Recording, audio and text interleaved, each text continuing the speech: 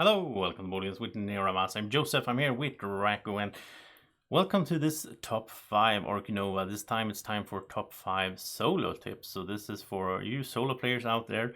I played this game lots and lots this year in solo mode. I played the multiplayer as well. I enjoy it both ways. But there's something special about soloing board games. Sitting around, having a cup of coffee, some music in the background, and I like to solo board games. Lately, I just ended a solo game here, that's why it's looks like this on my table. But anyway, let's get to the tips. Let's start off with number 5. So number 5 here might seem a little bit obvious, and some of these are maybe a little bit obvious if you played a bunch of soloing. But if you're new to the solo game or whatever, limited rounds. This is the whole game here in the solo. This is everything that's needed for the solo gaming, which is cool as well. I really like how smooth it is in this game. You're basically playing on your own. There's no automa, there's no chart to follow and whatever. I just like how smooth it is. But it's the timer of the game, limited rounds. Every time you do an action, you move a cube.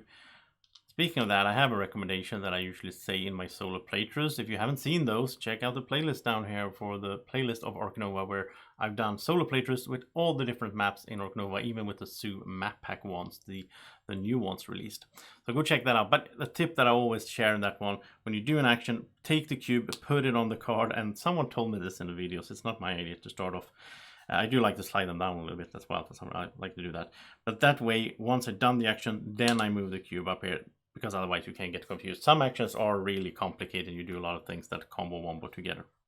Anyway, limited rounds, you have that timer on you, and that's really rough. In some ways, I don't really like it. I would like to have more time to do things, because I love playing this game, so I want to be able to do more things in the game. But that's also the fun of the game, having that challenge there.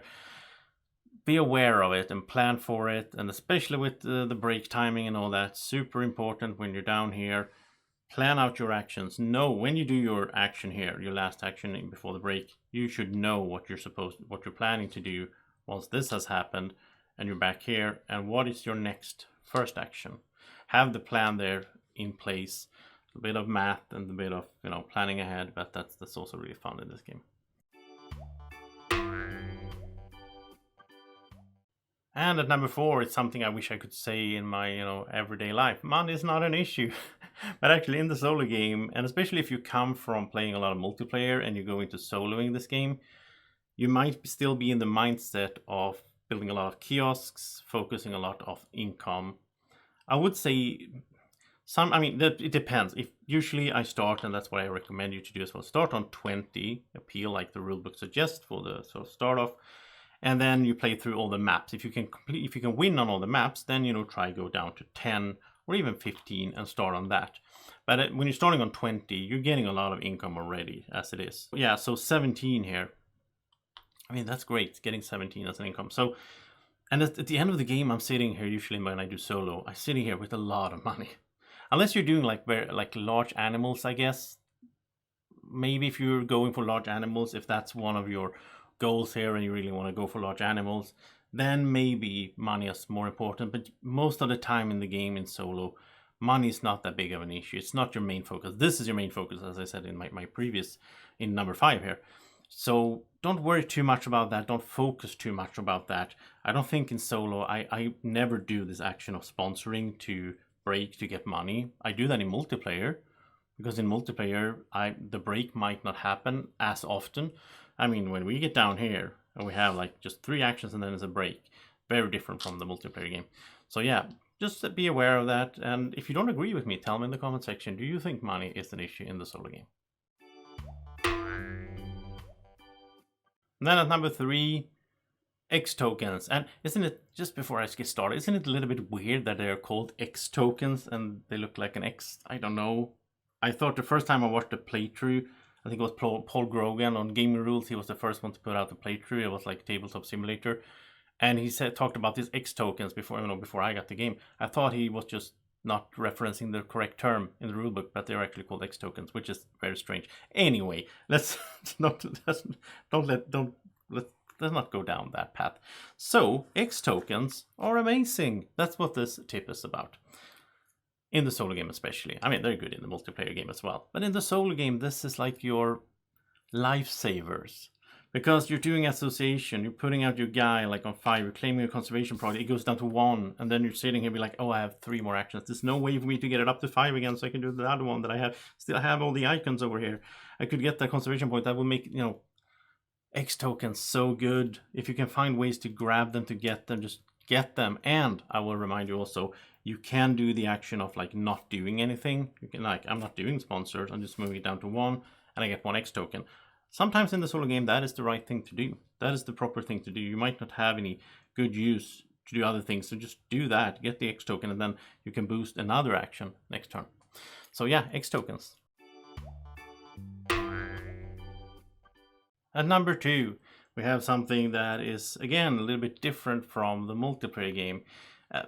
Mainly based on the fact that you have those limited rounds, like we talked about a lot already. There's not a big chance that you will be able to cover the whole zoo map, which is in multiplayer. I've done that multiple times. In multiple games, I've covered everything. You get the 7 appeal, it's great. In solo, you usually don't have time to do that unless that's something you really focus on. If you have that endgame goal and so on, where you want to do that, or some situations. But a lot of times you're not doing that. So instead, again, if you played a lot of multiplayer games, you come into the solo, you might start building nicely like this, build them next to each other, build a little nice. Don't do that. That's pointless because you probably won't have time to finish everything anyway. So just try to grab the important stuff, grab all the bonuses. That's what you want to do. You want to build in a different way. You want to build in such a way that you grab like, boom, I got that bonus. I got all the bonuses on this side by just building a few tiles. That's what you want to do, especially in the solo game there. And that is, in my experience, a little bit easy to forget or easy to overlook as if you played a lot of multiplayer. And also, a lot of people like me are getting into games like immersive in the games. Like you want to build a nice looking park. But if you want to win the solo game, forget about that and just focus on getting the good stuff, getting the good bonuses that you need. And number 1, my best tips that I can think of to give you to become better in the solo gaming of Ark Nova is association, which is one of the actions, right? So what kind of tip is that? The importance of this, that's what I want to talk about. It's so important in the solo game. This is where your main part of your conservation points will come from. And you could say, well, isn't that the same in the multiplayer game? I guess it is in a sense, but in the solo game, it's so tight. How many times will you be able to use this? How many of these tokens can you pick up? Universities, all that. How many workers do you need? And then when do you flip this card so that you can play multiples at once? Because saving actions is super important. Especially if you have X tokens, you can boost it up to like 2 things at once. And getting to that 5 can be really hard. There's some cards that can help you with that, like the sponsor card Veterinarian, which is awesome. So you can claim 5s already on 4 right here. But I mean, in general, this is your main focus. And a while, like earlier this year, when I played a lot of solo game, like basically every day, I got a little bit bored with it because of that, because I felt like I have to go that route. It's like the game steers me in that way. It's not like open sandbox. Every time I play, I have to do a bunch of associations. I have to hopefully get it upgraded and then also do some donations before it gets too expensive, because this guy comes here, whatever this represents. So yeah, association is super important. Then my tip here is basically to plan out your association actions. I found myself that, it's on 3. Well, I can just I can grab one of these on 3. Maybe that's not optimal because you have so limited time. Maybe you should save it, get it to 5, clean the conservation project. Other times it might be great to get this. Like if you can get the last one, get a bunch of conservation points here and so on. It's also so situational in this game, so it's kind of hard to give tips. But I'm trying to do general tips and mindsets, like how you're supposed to think from my experience in order to achieve a success in this game. I do win most of the time when I play solo. So I think I got the game down pretty good. But yeah, focus on association. I think upgrading this one so you can donate is way more important in the solo game than it is in the multiplayer game as well. Maybe in the multiplayer game, I'll do animals before I do association and so on. Solo gaming, get the association going.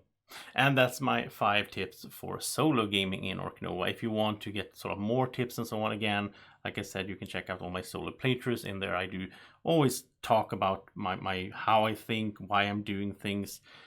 You might not agree with them all the time, maybe I'm not doing the best things, but at least I try to, in my solo playthroughs, I try to share my line of thought so you know why I'm doing things, and that way hopefully we can help each other improve. If you have tips for soloing in Ark Nova, please tell us in the comment section. You can help out other viewers and me and Draco, so we all can get better at this lovely, lovely game. Thank you so much for watching, and by the way, Merry Christmas, Happy Holidays, whatever you're celebrating. I hope you have a great time. I hope you get to spend a lot of time, off from work or whatever, and gaming. So take care and have a great evening or morning whenever you're watching. Bye bye.